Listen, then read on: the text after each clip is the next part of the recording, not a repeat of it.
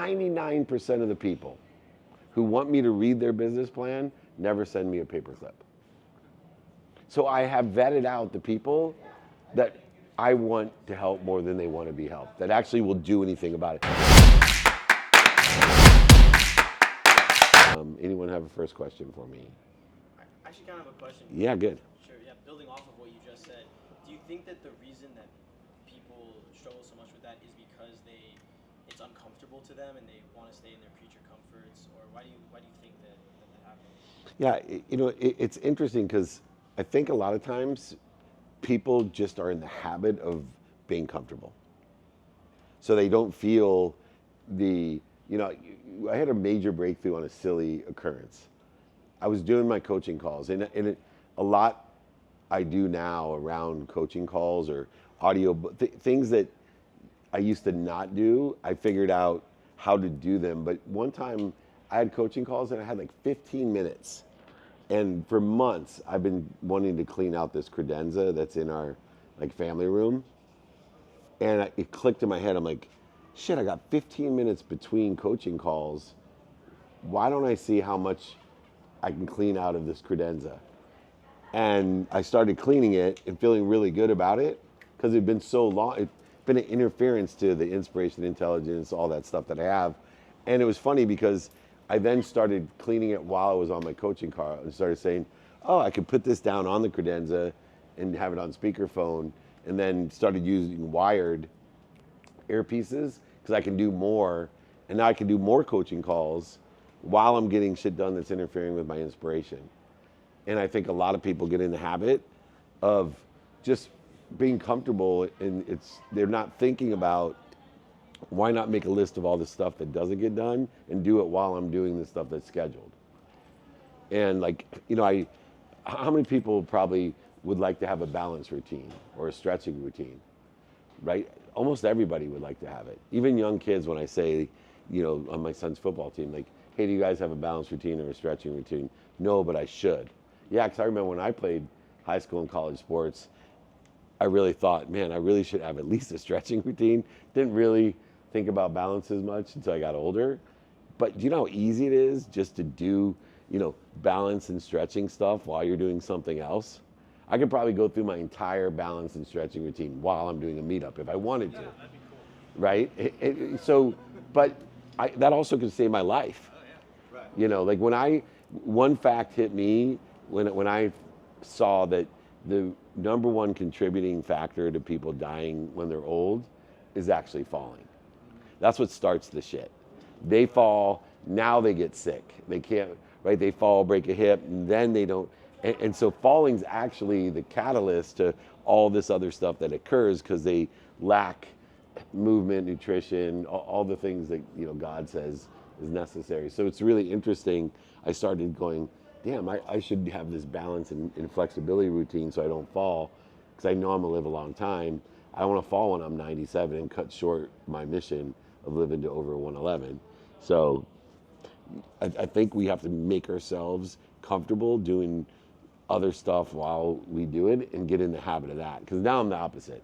Like, it drives people crazy because I'm like, whoa, I'm doing this. Like, I can't even go through what I went through this morning. Most people won't believe what I was able to do on top of what I normally do. Like, these guys don't even know what I did because it's a surprise to them, but it was pretty cool. All right.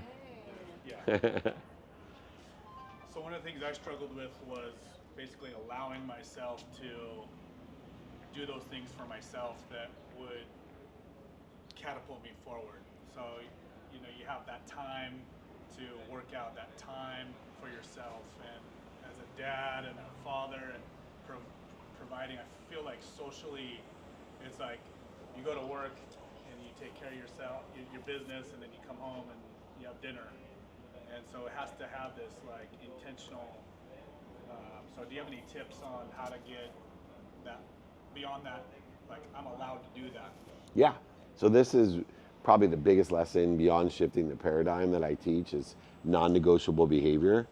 So I start with what God makes non-negotiable for me, which is I'm in this human experience starting with when my heart starts till the time it stops.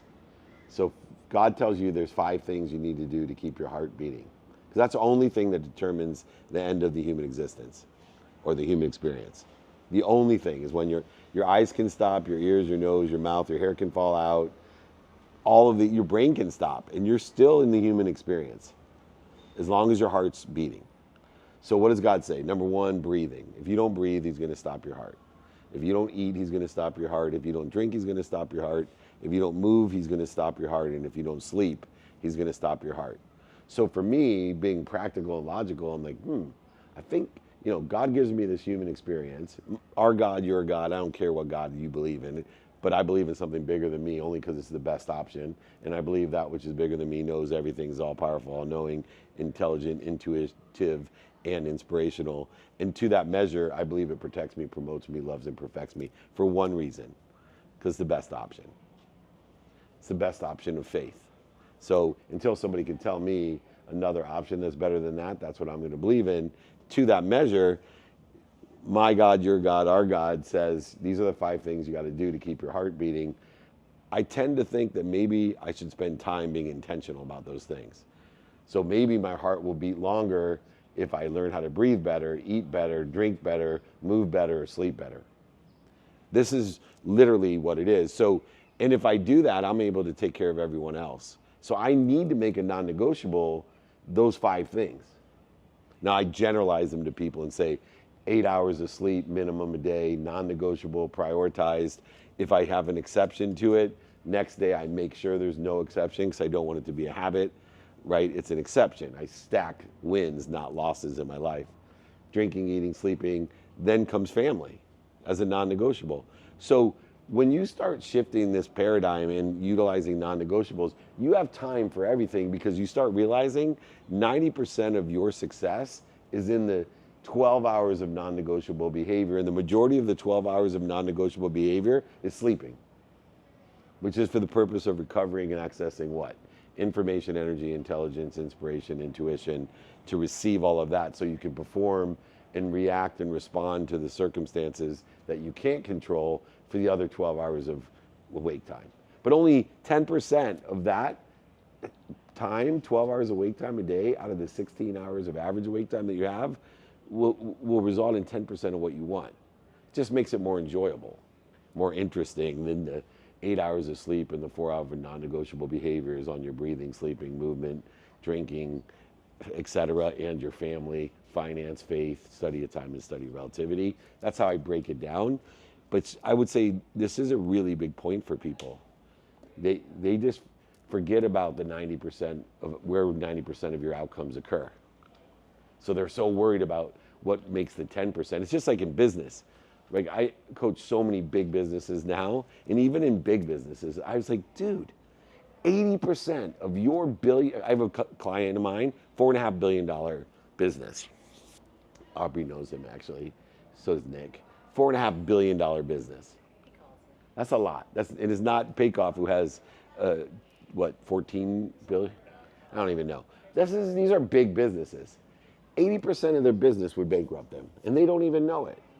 Because 80% of most people's business, just like 80% of the time that you spend intentionally, is breaking you even or putting you at a loss. So if all you had was things breaking you even or putting you at a loss, guess what you are at? A loss. You're at a fucking loss.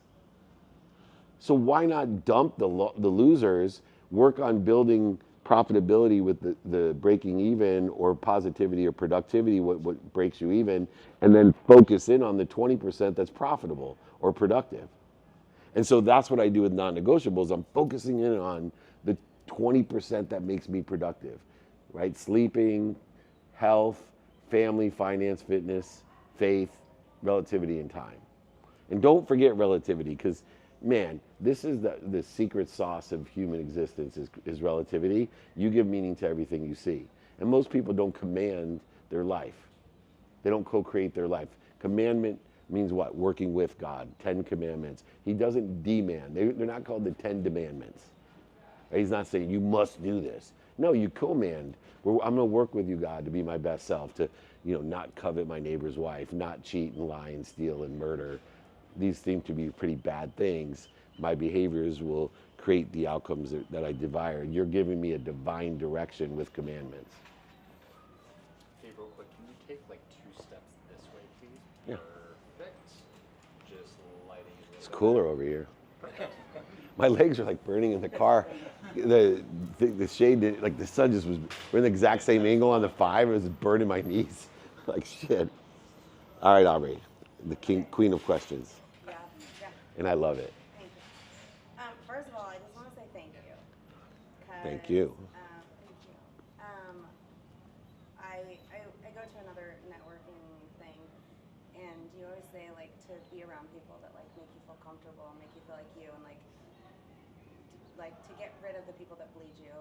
And I've never really understood that, but yesterday I went to this meeting that I've been going for quite some time, and I felt really judged with what came out of my mouth.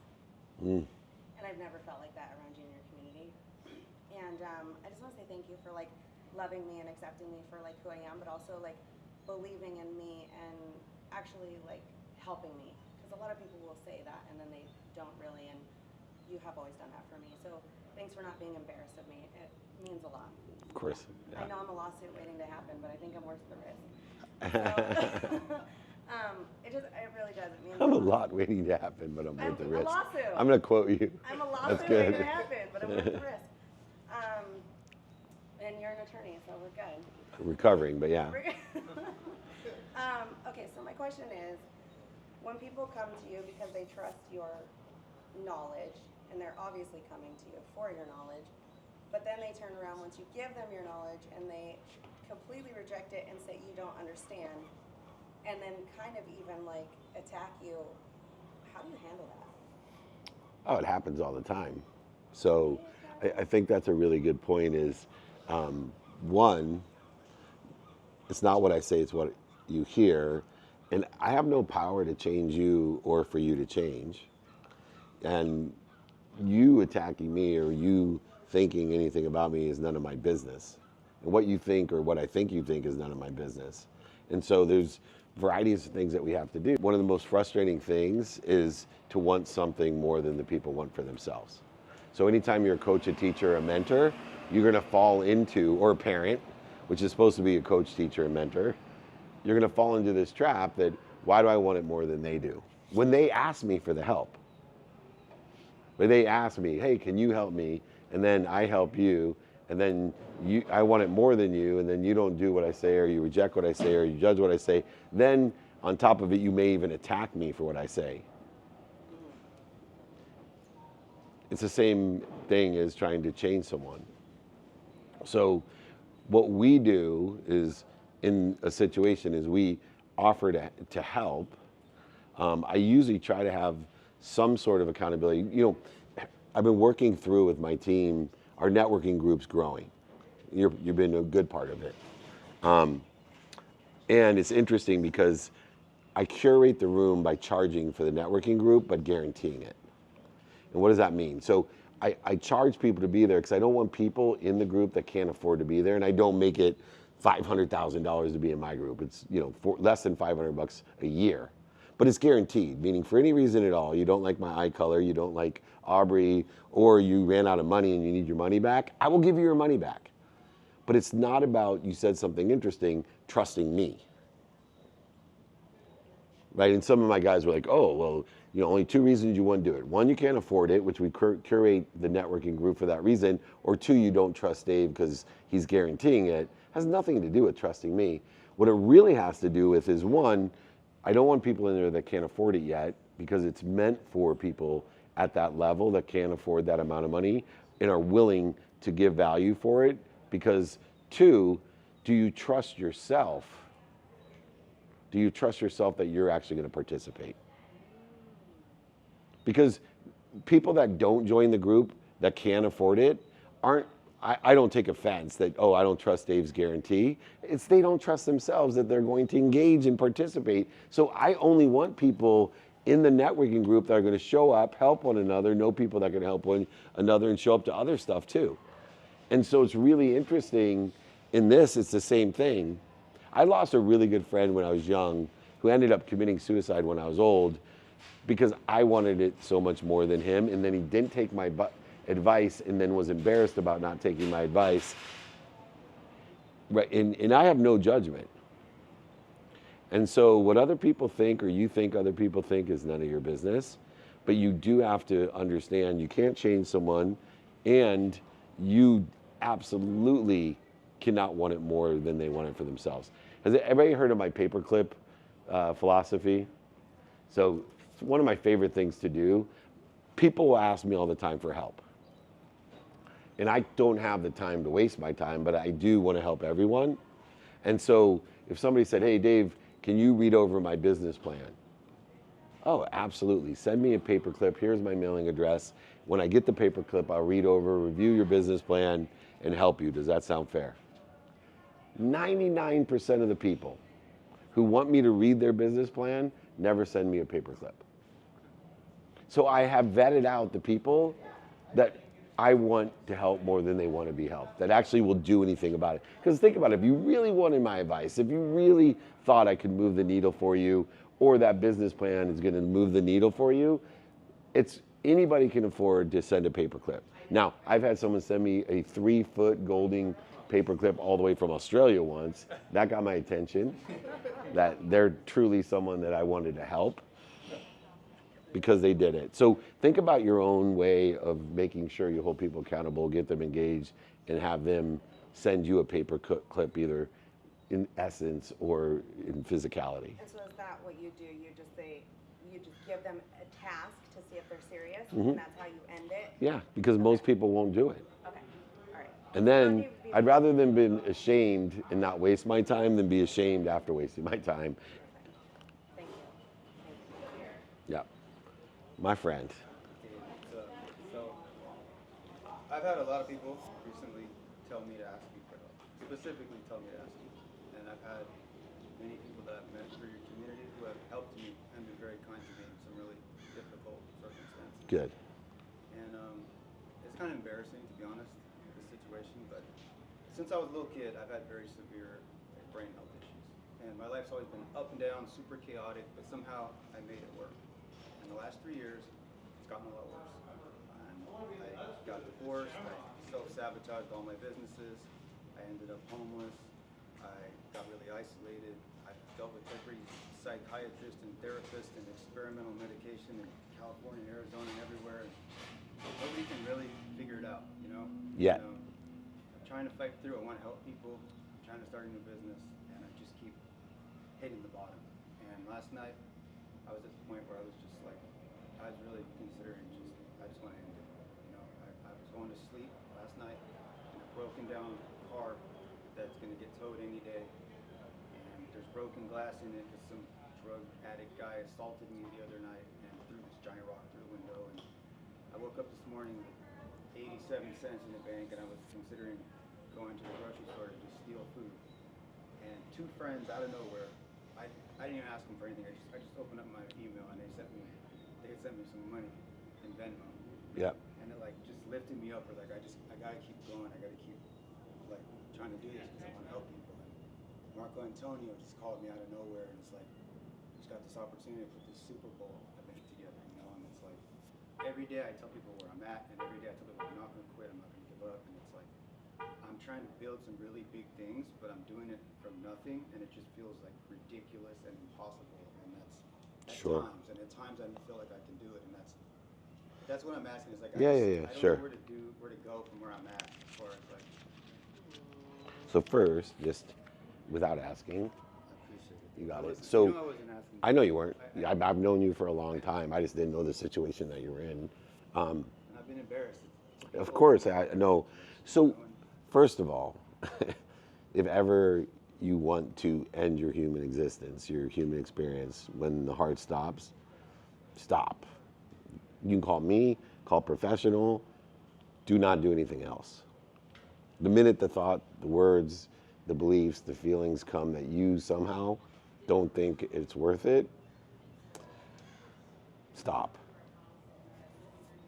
You can call me 24 hours a day, 7 days a week, call professional, there's 800 numbers. So, you know, I've lost 2 friends. The one I talked about earlier, on his 50th birthday, hung himself in his garage. and John Brink is a good friend of mine, Emmy Award winning, family, every post I've ever seen, every conversation I've ever had with him, just like you, was super positive and he was super happy. And he killed himself a couple months ago. And he lost the struggle that you're having right now. So the first thing and most important thing is that when you have the words, thoughts, feelings, and beliefs that you don't think it's worth it, stop. Call me or somebody else, because that's not gonna help. 2, it's great to have big dreams, but one of the things that I find that gives us passion, purpose, is to have something positive, productive, income generating every day. That may be small, just enough to sleep in your car and feed yourself. That's cool. 4 hours, you're way too capable, even with the mental dis-ease that you're experiencing right now, you're way too capable not to have enough for rent, food, share a room, whatever. So, lower the bar. So, the legs feed the lion, and if your legs are weak, you can't feed. Your big dreams are great. Marco Antonio, myself, other people that have opportunity for you will be there while you're generating some income and feeling good about it. So those are the first 2 things that I would do, and I'm more than happy to help with both of those things.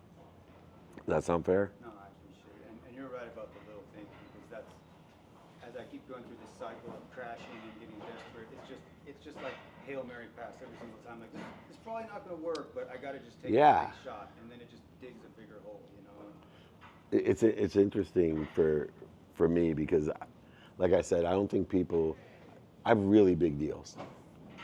One's today happening, and like really big deals. Yeah. They went from 6 figures to 7 figures to 8 figures to even 9 figures now.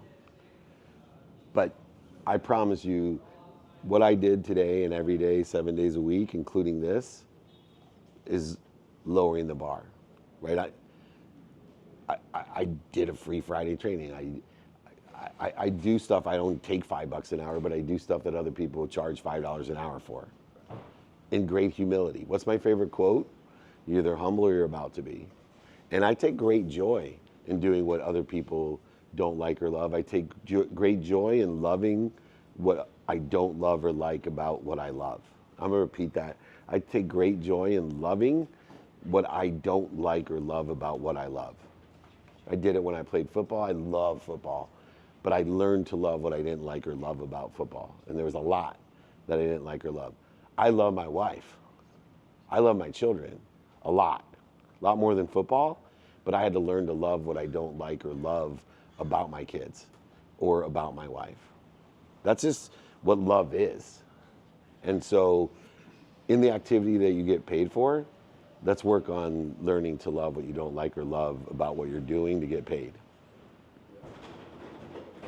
Cool? That's fair. Appreciate it. Cool, you got it. Thank you for being vulnerable. And if you don't want that posted, let Nick know. We won't use that video.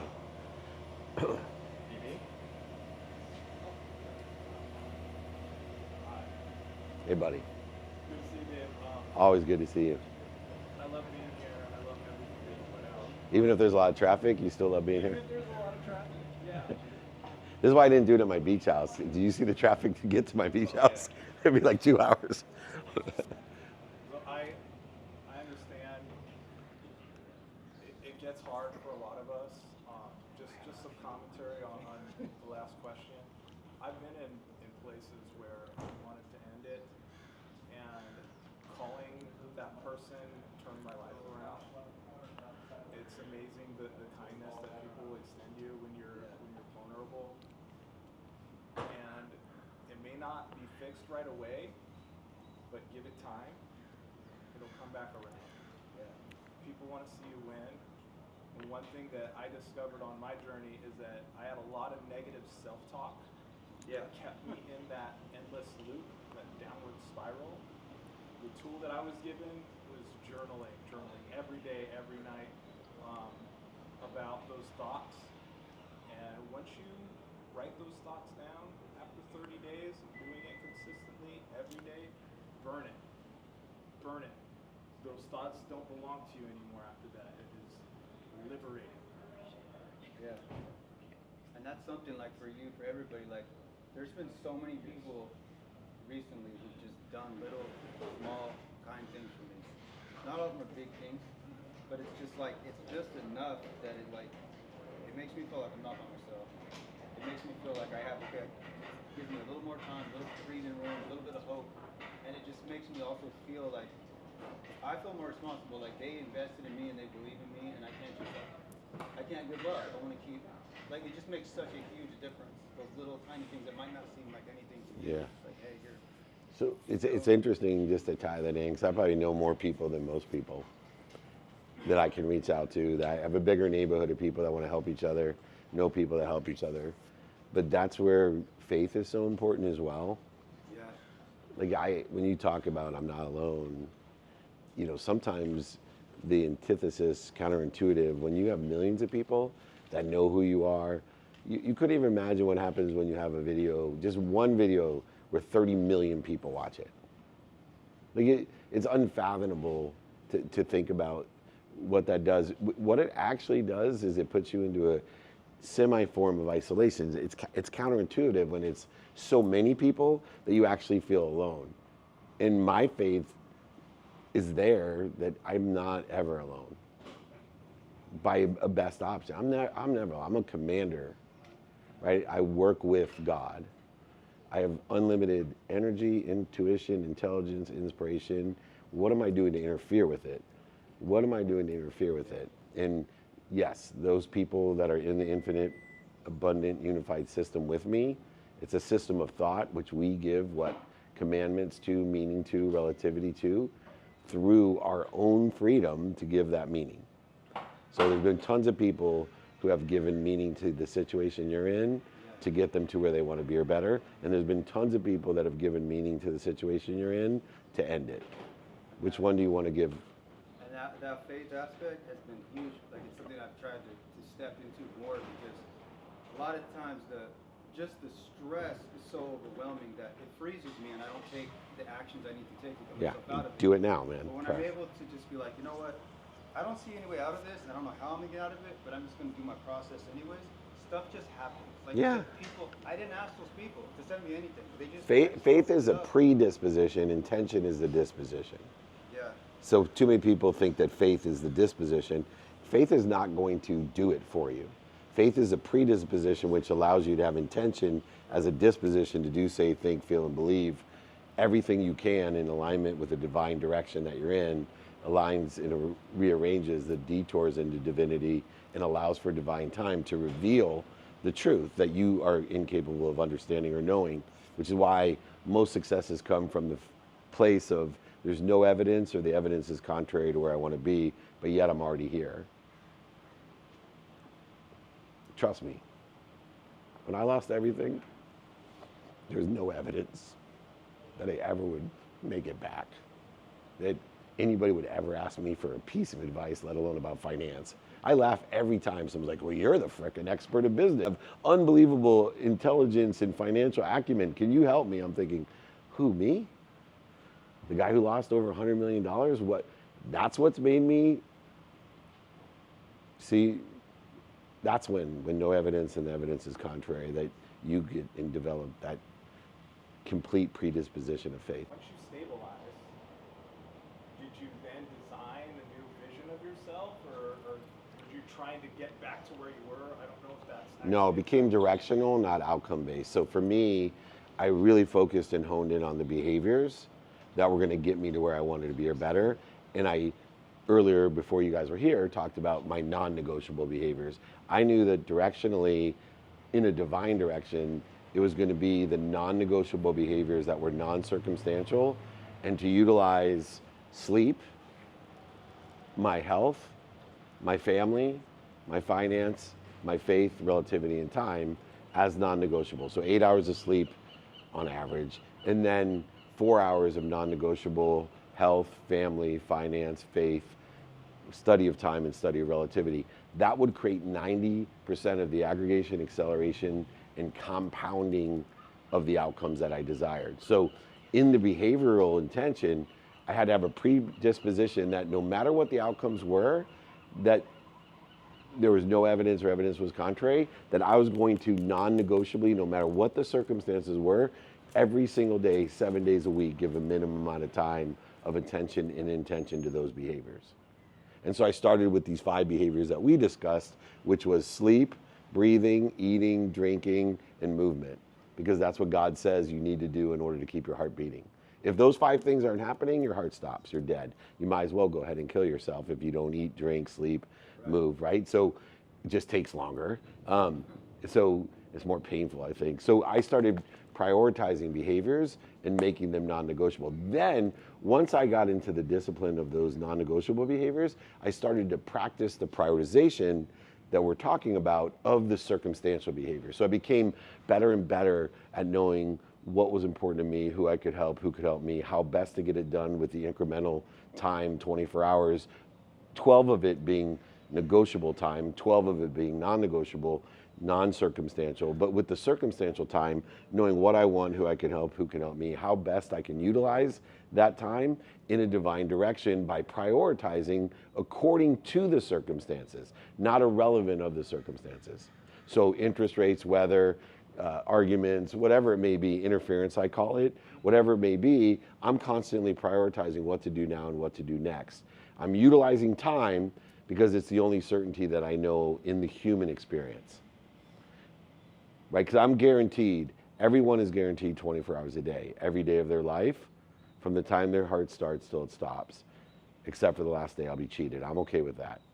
So I'm utilizing time in order to effectuate the divine. Divine direction, divine detours, and divine time. And that reconciliation of the infinite by shifting a paradigm and saying, I am. Someone brought up today on my training, my free Friday training, people think it's woo-woo or arrogance or something or crazy when you say, I am God. And I disagree wholeheartedly. I think it's the best thing that you can say. I don't think there's any more humility than saying, I am God, what am I doing to interfere with it? I am happy, I am healthy, I am wealthy, I am worthy, what am I doing to interfere with it? Even people I've been coaching for years still fall into that. People who work for me, Nikki and Colleen and Justin for a long time, they'll slip into me realizing they really don't get it yet, that paradigm of I am. They're still attaching I'll be happy when. They're attaching to the outcome. They're putting their identity into how much money, sales, success, acknowledgement they get or whatever it is. That is absolutely irrelevant, because what I want them to tell me is, Dave, I am God. Can you help me figure out what I'm doing to interfere with it? Thank you. You got it, brother. Cool. Next question. Hi, Cooper. Hi, Dave. Don't cross your arms. You'll cut off your energy. All right. Don't apologize. Just say thank you. Thank you. He works with me. Question I have is, I've seen a lot of your posts about how you can be of service to somebody, and you're basically offering, your help. But, from, I guess, I understand from your perspective, you've got a lot of experience. Maybe if you don't have as much experience, like, what's your strategy on, like, offering service, offering your help in circumstances? So experience comes with time and attention and intention. So I only have experience at certain things. So part of helping people is building a community of people that I know want to help people. So if you have allergies, I am of no help, except for the fact that I probably know some of the greatest allergists in the world. There's more things I don't know than I ever know. I know that I'm here to learn lessons, but I'll forget every lesson that I've ever learned and ever has been learned, but I have the power to remember it, access it, remind it, recollect it, or remember it. And so no matter who you are, which is why this group of people that I put together, the curated group of people that want to help each other, even though on Mondays I give my help and I give my introductions, the real value is the thousands of people that I can say, oh, you know what? I know a guy that deals with mental health all the time. And if you need help, I'm sure he has great experience far beyond my own. Hi, Tyler. How are you? Good. Hi, Dave. Hi, buddy. Good afternoon, everyone. Good afternoon. Can you tell he's an Ivy Leaguer? Kind of, just some energy that they give. Just makes me rejoice that all those Ivy League schools rejected me. They knew what they were doing. I wouldn't fit in. Anyways. He knows. Thank you. So, understanding this idea of your true legacy, the true power you have, is imagine surrounding yourself with people that want to help you and know people that help you. I would much rather be around someone that has no experience at anything but knows everybody that has experience with everything than someone that has great experience at one thing. Does that help? Yeah. All right. Yeah, I can add to that. I mean, I, for the longest time, was embarrassed, like when I talked to David, saying that, hey, I'm not sure I can help you, David. So it became sort of like a one-way thing. And still you realize that the point is that you are just a person in the network who could help somebody that David needs to help, right? And so it doesn't have to be a direct exchange always. As long as you're building your network, building your community and saying, hey, might not be able to help you today, but I know somebody who could, and you connect them and let them get on with it. It doesn't have to be like a karmic direct exchange. Yeah, and the better you get at having, one of the things I do really well is I have buckets and systems to help people. So someone calls me and said, I start looking for clues and patterns on how people and what they need, including meetups, right? I'm listening for what people around the world, 200 days a year, I'm giving an hour minimum a day, 200 days a year to do this. So I'm listening for clues and patterns so that I know, hey, there's a whole bunch of people around the world that have this problem. There's probably 4 of you in this small community right here who have had the exact same thought actions in their life within this small little group. So I need to figure out, okay, what system do I do when someone says to me, Dave, I need this help, I'm thinking about taking my life. Then I have to create a bucket, a system, because I am not capable or experienced in helping someone that wants to take their life. But I do know that if I give them advice, when you think about it, you want to do it, you feel it, stop and call me, because I know what? I'll find the professional. So what do I tell people? Hey man, just when you think about it, 24 hours a day, 7 days a week, you stop and call me or a professional. Well, what's gonna happen when someone calls me? I'm gonna listen and find someone in my network who knows what the fuck they're doing that can really help. Not me. I'm not experienced at that. And you're that same person. Yeah, I mean, I think that's the power of this community that Dave has built. There's so many people I've already met who you don't know in that moment what that connection's going to be with them. And one of the things I think I learned from David is to quickly sort of date with them in a way, and if the timing's not right, let it go for now, but then circle back. Right? Yeah, this is not the right time. When it is, let me know. This is not the right time. When it is. That's where the 3 no rule came from, right? I want to qualify to time that I believe in intuition is timeless. So people in their interpretation of intuition think there is a man-made construct to it. And so it's terrible for gambling, but it's so true. Like when you're at the craps table, this has happened to me multiple occasions. I didn't understand intuition. So, I got a calling hard 8, which means 2 4s. So I immediately bet the next roll hard 8, thinking that my intuition had a linear time to it. It doesn't. It's an infinite time. So intuition is elevation of awareness that, hey, sooner or later, this is going to be important to you. Pay attention. There's a lesson that's coming from hard 8. Pay attention to hard 8. So when it comes 4 or 5 rules later or never comes, the lesson is in there. But instead of taking it and taking action in a linear way and relying upon my intuition, I'm actually relying on my intuition by elevating my awareness. And I say to myself, not at this time, but when it is, I'll let you know. God says the same thing, like here's some intuition, not the right time, but when it is, I'll let you know. So remember, remind, and recollect what I'm calling on you for. remember, remind, and recollect what I'm downloading to you. This is why sleep is so essential to me, because not only the obvious is recovery with sleep, which anybody that understands recovery knows those people that recover better perform better, period, no matter what you recover in. Recovery creates performance. But what they don't talk about is access to the downloads, the intuition, the intelligence, inspiration, the energy that's infinite. And if you can learn to access that while you sleep, transcend it through meditation when you wake up, to elevate your frequency, your awareness, to make life easy, not dis-easy. Gives you the cheat codes while you're sleeping. It's a download. Best way I can describe it today in the vernacular of technology, AI, and kids kind of understand what I'm talking about more than I do, but it sounds about right. Thank you, Andrew. So you were saying that I am God. So does that mean there's still a higher power than you? Yeah. So there's an omniscient, the higher power is the collective consciousness. The higher power is whatever form, name, identity you want to give it. But I believe in the faith of best option to live a human experience, that anyone that wants to live the human experience at its fullest, passionately, purposely, profitably, all things important in a human experience, that we have to believe in something bigger than us, that protects us, promotes us, loves, and perfects us more than your mom. And so for me, in this best option that I can't prove, my philosophy of the human experience is during the human experience, if I'm incapable of understanding or knowing something, in other words, we can't prove it, then I'm just gonna pick the best option according to where I wanna be or better. Example, I fucking love life. I love living, I love life. So because I love life, the best option to believe in is there's multiple lifetimes.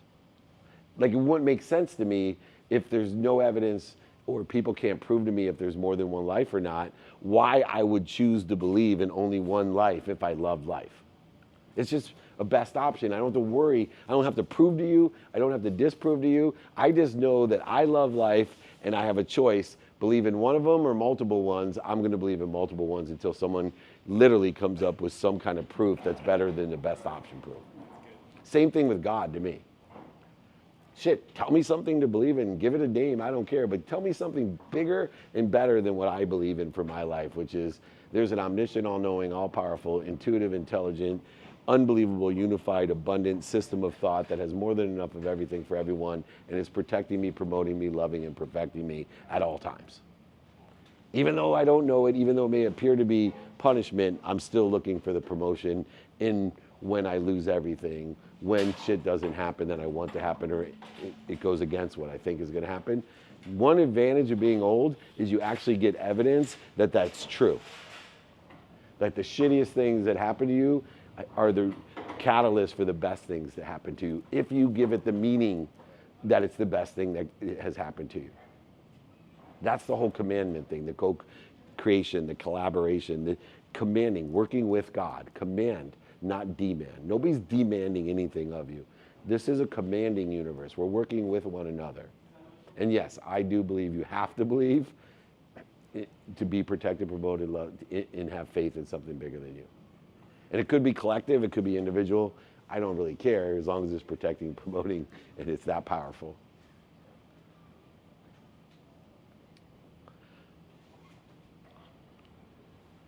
I feel like people fall into an expectation trap, right? So they start out and they're going to start this new part of life. They're going to venture into something new. And with, social media and how our world works, it's just, reality. They're going to be an expert by week 2. Like a 19-year-old life coach? Right, exactly. So when there's obvious processes and steps to mastery, and people keep wanting to jump forward, how do you bring them back to reality without crushing them? You know what I mean? It's a fine line of pushing versus, I think he did something push versus pull, but I don't know. Yeah. So that it's interesting because I believe trajectory, direction are important, and it's very difficult for humans to understand the difference between pursuing your potential and attaching to your outcome. And so Bob Carson said it best to me with was inherent in learning to love what you don't like or love about what you love. One of the best lessons of life. Those people that learn to love what they don't like or love about what they love, those are the people that never work a day in their life, because life gives you their cheat codes. And so he's the one that said that to me. If you can consistently, every day, persistently learn to love what you don't like or love about what you love in the pursuit of your potential. This is the social media side of it, right? This huge energy gap that's created today by I am versus this is what I want people to think I am. You know, I went to a wedding with a whole bunch of young kids that are on the internet and influencers, and I said, you know what's so cool about this? We were in Newport, Rhode Island. So you know what's so cool about this is like the Great Gatsby came from here, from Newport, Rhode Island, right? The Vanderbilts, right? Build all this stuff, you know, to want people to think I am. That's the whole basis of that era, right? This is what I want people to think I am. And they ended up broke, the whole legacy of the Vanderbilts because of it. But what was interesting is the influencers, they do the exact same thing on virtual, on video. The good news is they got nothing to lose, right? The Vanderbilts actually had money to lose. They're just posting shit that they don't own, standing in front of shit they don't own, telling people that they have experience that they don't have. At least they have nothing to lose. The problem is they still are doing exactly what the Vanderbilts did, is this is what I want you to think I am. And if you're living in the energy gap between I am and this is what I think I am, this is going to be a great interference between you and your potential. And so in setting forth expectations, I acknowledge I have huge expectations in a divine direction of where I think I want to be. See, my expectations each and every day are different of where I think I want to be or better. I don't limit myself either. It's or better. I just don't know what better looks like. And I know that. And so when I'm in the divine direction, now I'm giving meaning to the past, but it's the non-negotiable behaviors that make the biggest difference, because I really don't care. As long as I do my best, learn lessons, and have fun with the circumstantial behavior, I don't care, because I know I've already determined, really certain, that that is the pursuit of my potential. Sleeping, my family, my health, my finance, my faith, the study of time to be productive, accessible, and gracious, and my relativity. Like, I actually spend time being relative about relativity, reminding myself every day, this is all commandments. This is the meaning I give it. I give meaning to everything I see. So when my natural reaction to fear is one in a meaning that I don't want, need to be right, need to be offended, separate, inferior, superior, anxious, frustrated, angry, guilty, resentful, worried, I spend my time studying meaning, going, hold on a second. That's a natural reaction to fear. I really don't give a shit what I'm afraid of. I wasted all that money on therapy, on personal development, on what I'm afraid of and the traumas I had, because I'm reacting to it. I know it exists. The body, the human experience, gives me an ego that reacts to it, puts my mind, body, soul in dis-ease, on fire. Now I stop, breathe, drop, ease, roll into where I want to be, my divine direction, creating this detour in its divinity as well. Remember, every problem and every struggle you have, the solution is already there. Same exact time. It's just a lapse of time between the problem and struggle and the solution. That's why they call it a resolution. It's a resolution to the problem or the struggle, because of the lapse of time that exists between the two that you create by the meaning you give the problem or the struggle. If you could actually elevate your awareness to every time a struggle or a problem came, that you knew the answer as fast as I say 2 + 2, 4, there's a very short lapse of time between that problem and the solution, but that solution already exists. When I say 2 + 2, 4 already exists. Yeah, that was one of the key learnings that we got last year, I think, was that recognition of what is triggering that emotion. Right. And it's fear. Right? There's something else behind it. You can, through your training, shorten that gap. Yeah. That you're not staying in that energy. You're finding a pathway to get out of it and get onto the path where you want it to be in the first place. So it's really useful to study that. Yeah, and I still study it. Hey, it's not fear. It's not worry. There's something underneath that always that you need to understand. Take energy, right? I am not I'm not in as good a shape as when I was 25. I'm not the strongest, fastest person in the world, but I have more energy than most people on earth. Most people cannot keep up with me. Why is that? Because we all have the exact amount of energy. We all have the same amount of energy. I just have learned to spend minutes and moments interfering with it. Mentally, physically, spiritually, emotionally interfering with it. So where other people look at them, do body fat testing on them, strength testing, speed testing, breathing testing, all those things, they will kick my ass. Except for they can't keep up with me. Interesting. Why? Because they're using all that superpower in the interference of the superpower. And that's the paradigm shift. That's the big lesson. That's awesome. All right, next question. Yes. Hi. Can I ask too? Yes, you can ask too. I'll charge you the same. Okay. I don't know if I'm going to ask this correctly, but my biggest struggle, you know me now, is what people think. So, like when Alex talks about his money, like I don't think anything of it, because that's his life. When you talk about like who you know, I don't think about it because that's your life. But like, so I had an experience, well, I have a lot of experiences like this, but people ask me about myself, or they're like, oh, all you do is post about celebrities and blah, blah, blah. That's the life I'm trying to live. I know you can't change that and it's none of your business and all the fun things, but I literally go home and dwell on it because I'll tell them and then they'll make like a negative comment and then it makes me feel like shit. And so... Good. So yesterday, go ahead. No, my point is how do I change me to not care because I really care? Well, first of all, you can't not care. Right? So when people make fun of you, scoff at you, tell you can't do something, it creates fear, and fear has a natural reaction to it that creates resistance. So you actually will always have that fear. Yesterday, some guy did a collab on me on my Power of 64, twice as efficient, twice as effective, twice as statistically successful. Having 16 hours of activity, twice as efficiently and twice as statistically successful creates 64 hours of productivity in one day. So he takes what I said, cuts it off, puts me into Grant Cardone's camp, makes fun of me, right? He's like, oh yeah, TEDx this and blah, blah, just talking shit about me, which is so fucking funny, to be honest. In fact, some of my friends were in there laughing and maybe at me, maybe with me, I really don't give a shit. But my first initial reaction to the fear that you hurt my feelings. I have a need to be inferior, a need to be superior, a need to be separate. Basics of fear. My initial reaction was, because my child sends it to me, right? Sends me this collab of people making fun of me. My initial reaction is the same one that you have. It hurt my feelings. And then I stopped, dropped, thought about it, and started saying, this is funny. This is funny, and man, that's being shared a lot of people. And I looked in the comments, and Julie, my wife, looked up and goes, hey, look, a lot of the comments were like, I wish they would let this guy finish. Even though they thought it was funny, I'm sure, but they said, hey, I wish they would let this guy finish. Because what he showed wasn't what I was saying, and he tried to make fun of it, which was funny, but I gave it a different meaning.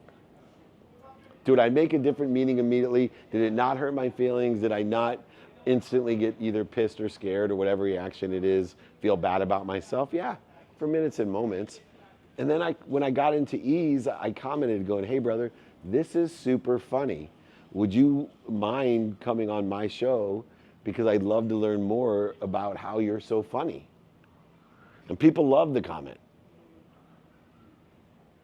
Because what he thinks of me is none of my business, but I sure learned a lot about me, how quickly I can get back to center, and I didn't waste any energy by attacking him or just acknowledging what it was, which was just pretty creative, pretty funny, and I like to participate in your humor. And it's like that book, and I'll take one last question after this. My favorite story about this book, you're hitting it for me, it's like, and if you already have the book, grab one so you can give it to a friend, so we don't want to take it back home. I write this book in 2013. Goodreads is the #1 digital. Amazon Books is just becoming like a really big thing in 2013. Amazon reviews are super critical. #1 book on Amazon. My first review from Goodreads, which is the biggest reviewer on Amazon, was a woman who said, this book, or David Meltzer is an idiot this book is stupid because he says that you can talk to water and change the molecular structure of the water. Now, that was actually from research, and I agreed with the research. It wasn't really an opinion. It was, hey, I read this research about you can talk to water and change the molecular, because it was about frequency. And by the way, I definitely believe that. Anyway, my very first review in this book, now there's been thousands, was 1 star from the biggest reviewer. My reaction was exactly the same as it was yesterday. But I didn't spend minutes and moments in it. I cried. I told my wife, holy shit, I wasted my time. My book's a failure. No one's ever gonna read it. No one's ever gonna buy it. I'm screwed. These were what I felt. And then what happened was people started to comment. And all the comments were, I want to read this book because I believe you could talk to water.